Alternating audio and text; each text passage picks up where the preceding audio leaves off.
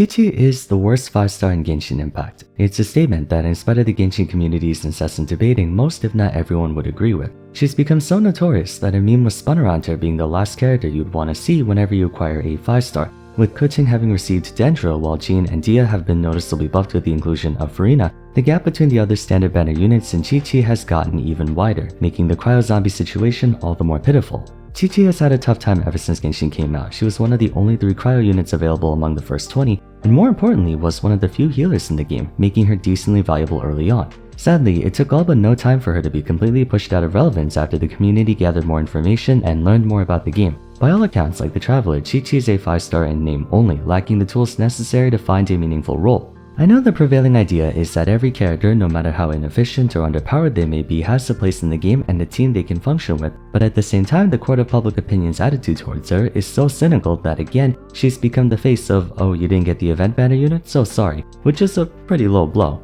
Suffice to say, I don't think it's a hot take for me to say she's arguably one of the worst characters in Genshin, if not at the very least the worst 5-star. I've actually heard people argue that Aloy of all people could be better than Qiqi.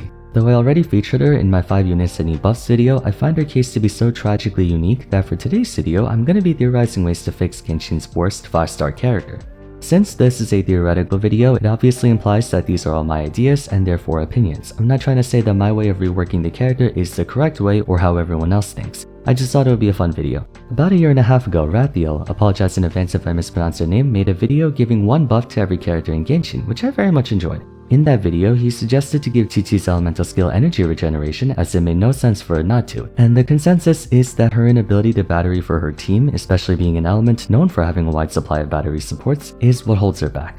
The most natural way we can make Qiqi better is to, of course, explicitly buff her by giving her better numbers, lower cooldowns, more uptime, more energy, etc. But I want to try doing things a bit differently. First things first, let's do a brief rundown on her abilities and recap what her biggest issues are before I offer my solutions. Her elemental skill, Herald of Frost, creates a little orb of ice that orbits the active character, occasionally spinning around and damaging nearby enemies for cryo. In addition, it periodically regenerates the active character for a portion of their attack. Something to make note of is how significant their regeneration is. 125.28% of her attack plus a flat 991.28. Considering Qiqi can easily reach about 2000 attack, that's a ton of healing per tick, not even counting the more prominent form of regeneration she has. Moreover, during this time, Qiqi's on-hit basic attacks recover HP for your entire team, just like Kokomi when her ultimate is active. Though the healing is indeed impressive, there are 3 major issues with this ability. First being the aforementioned energy recharge, or lack thereof. Herald of Frost generates no elemental particles whatsoever, making her one of the few characters in the game who cannot battery in her base kit next to Barbara and Noelle. Technically with Constellation 1 she can, but we're looking at her just at base. Second is the extremely protracted cooldown of 30 seconds, double that of its duration, giving her a skill uptime of only 50%, which is awful even for the standards of back then. And unlike other long cooldown skills like Fischl or Kokomi, there's no way for her to extend the duration. Third is the rate of cryo application, only applying about 15 times over 15 seconds, which isn't bad per se, but with cryo being known for having very solid persistent application across many of its units, it leaves a lot to be desired. Overall, the single virtue of Herald of Frost is the healing and I guess token cryo application, limiting the range of use cases it has. The damage numbers aren't all that impressive either, even when taking into account her attack-based healing, allowing her to spec more into attack than other characters. As for her elemental burst, Preserver of Fortune, she deals a burst of cryo damage to enemies around her, then marks them with a debuff that for 15 seconds causes subsequent damage to recover the health of whoever dealt it by a significant amount.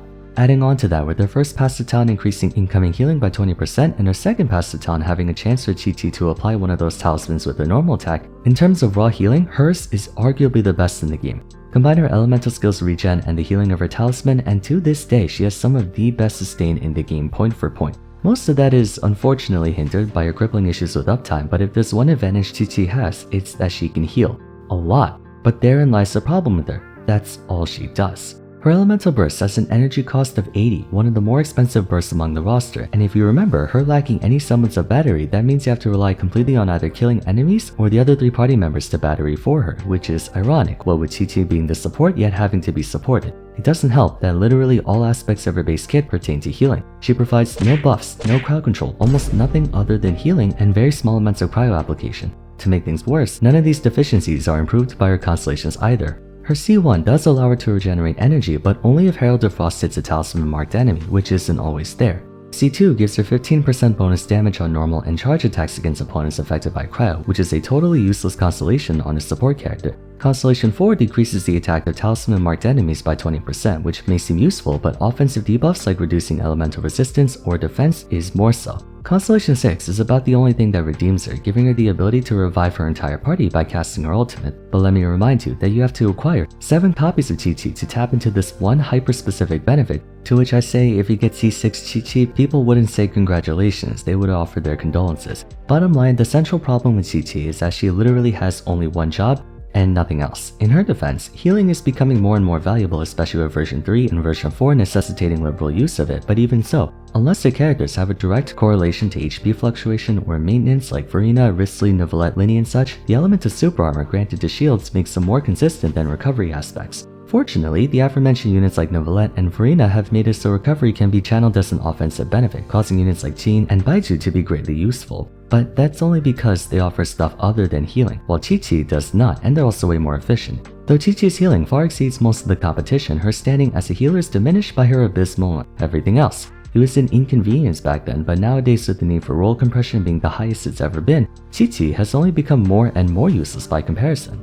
There are 3 avenues I came up with for addressing this. The first option is to make Qiqi work as is, simply taking her existing moveset and adding some more quality of life adjustments to it. The second option is to completely change her role using elements of said moveset but in a different way. And the third option is to tap into the fringe offensive aspects of her kit to turn her into a battle healer kind of like Kokomi. So let's go through each one at a time. Option 1. Making Qiqi work as is. Qiqi's abilities in concept are not bad at all. I actually like her little ice ball floating around you, I think it's cute. Character accompanying buffs like these are very convenient as well, so she has the basis of a good elemental skill.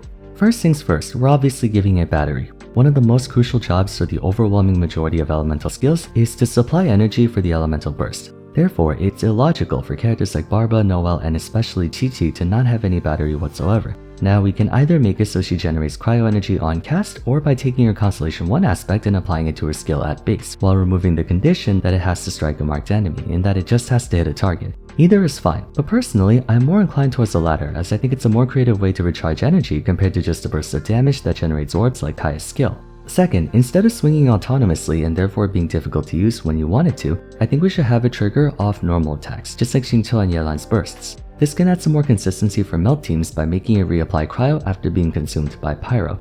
In its current state, Qiqi can't work with melt teams due to Herald of Frost accidentally triggering reverse melt. One extra quality of life thing I think we can add is a cooldown reduction clause. I actually don't mind her skill having a 30-second cooldown. In fact, I think we can play around it. Going back to her Constellation 1 for a moment, I said that the battery component should not be based on if it hits a talisman marked enemy, and that it should only be based on if it hits something. Instead, it should have an additional effect where if the Herald of Frost damages a marked enemy, it also reduces the cooldown of her skill by 2 seconds, meaning if you're constantly attacking a marked enemy right from the start of activation, it can give her skill permanent uptime. Adding more usable, persistent cryo application and energy alone will greatly increase Qiqi's usability, as it lets her synergize with a few teams. Mind you, this won't exactly make her a top tier character, but it's not supposed to. Cryo already has a ton of support and sub-DPS characters, Diona, Layla, Kaya, Rosaria, Charlotte, and Xunhe. We don't want to invalidate all of them, we just want to give Qiqi a dedicated niche, and in her case, she offers a ton of healing. Certainly more than Diona and Charlotte, which she should, being a 5-star. In this scenario, I think her ultimate and passive talents are fine otherwise. It's mostly her skill that needs to get fixed up. Second option is to completely change her role.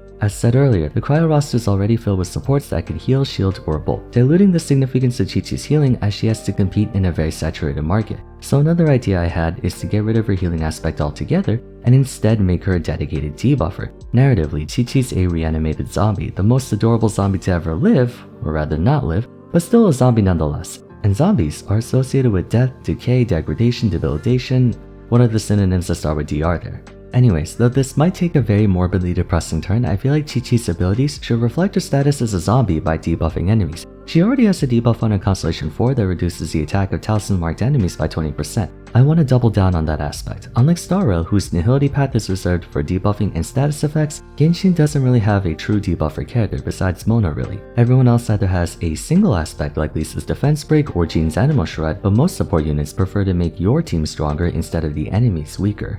So here's her new elemental skill. It still has the Herald of Frost orbiting and spinning around the active character, but what it should do is instead mark all enemies struck with a talisman, and rather than the talisman healing you whenever you damage it, it will apply a stacking debuff on the target, reducing their attack and defense with each stack that caps out at 10 stacks. Subsequent strikes by Qiqi's skill or burst will extend the duration. We can reapply the battery choice here. Either have it so she restores energy on cast or with every spin of the ice ball.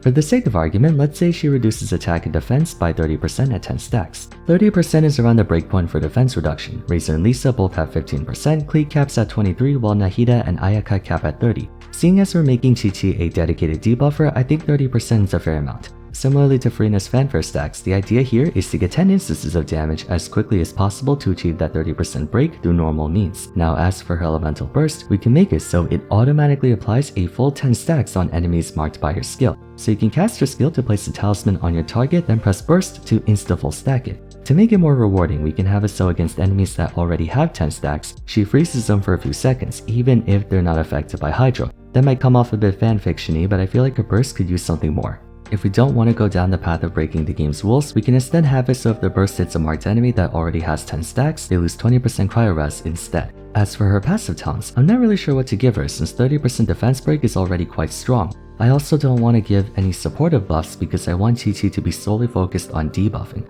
One possible idea I have is that since Qiqi's normal attack animation is extremely fast, to have it so her 4th Ascension passive is instead changed to applying 2 stacks per hit if Qiqi's the one doing the attacking. There's no need for her to passively apply talismans now that her skill can mark everyone with one. But that's sort of the idea. Being a universal breaker can allow her to work in more teams than just Cryo 2, where Shunhe can be exclusively for Cryo.